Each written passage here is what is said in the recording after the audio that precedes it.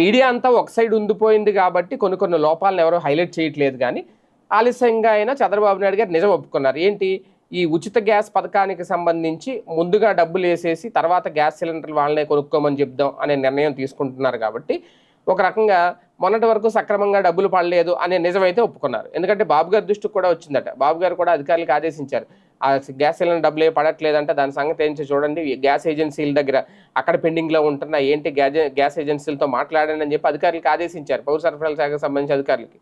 కానీ అయినా సరే మళ్ళీ మామూలే, రెండో విడతలో కూడా సేమ్ సీన్ రిపీట్ అవుతుంది. అంటే టెక్నికల్గా ఏదో ప్రాబ్లం జరుగుతోంది. అది వేయలేకపోతున్నారో, లేదంటే కంపెనీ వేయలేకపోతుందో, గ్యాస్ కంపెనీలు రిటర్న్ వేయట్లేదో, లేదంటే గ్యాస్ కంపెనీలకు ప్రభుత్వం నుంచే నిధులు వెళ్ళట్లేదో, ఏదో జరుగుతుంది. కాకపోతే అది బయటికి రావట్లేదు. కాకపోతే మేము ఉచిత గ్యాస్ సిలిండర్ పథకం అమలు చేసేసాం, సూపర్ 6లో ఆ హామీ అమలు చేసేసాం చెప్పుకున్నారు ఇన్నాళ్ళు. ఆ డబ్బులు పడట్లేదంటే ఇంకా హామీ అమలు చేసినట్టు ఏముంటుంది, పేరు గొప్ప ఊరు దెబ్బ అన్నట్టు ఉంటుంది. ఇప్పుడు పరిస్థితి అదే. కాకపోతే ఇప్పుడు తాజాగా డబ్బులు ముందే వేస్తానని నిర్ణయం తీసుకున్నారు అంటే నిజం ఒప్పుకున్నట్టే. మొన్నటి వరకు డబ్బులు పడట్లేదు, అదేదో సక్రమంగా జరగట్లేదు అనే దృష్టి అదైతే వచ్చింది చంద్రబాబు గారి దృష్టికి.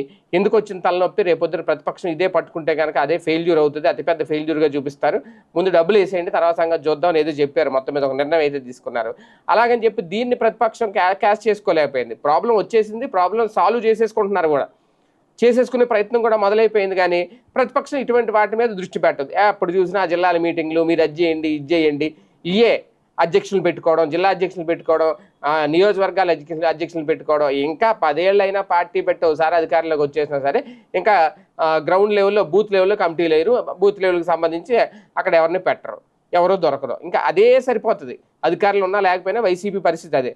ఇప్పుడు నిర్మాణాత్మక ప్రతిపక్ష పాత్ర అంటే ఇలాంటివే పోషించాలి. ప్రజలకి సంక్షేమ పథకాలు ఎప్పుడు సూపర్ 6 ఎప్పుడు చేస్తారని కాదు, అమలు చేసి సక్రమంగా అందుతున్నాయా లేదని దాని మీద పాయింట్ రేజ్ చేస్తే అర్థమవుతుంది. అది చేయలేదు. ఇక్కడ సమస్య వచ్చింది, ఆ సమస్యను వీళ్ళే సాల్వ్ చేసేసుకుంటున్నారు రేపొద్దున్న.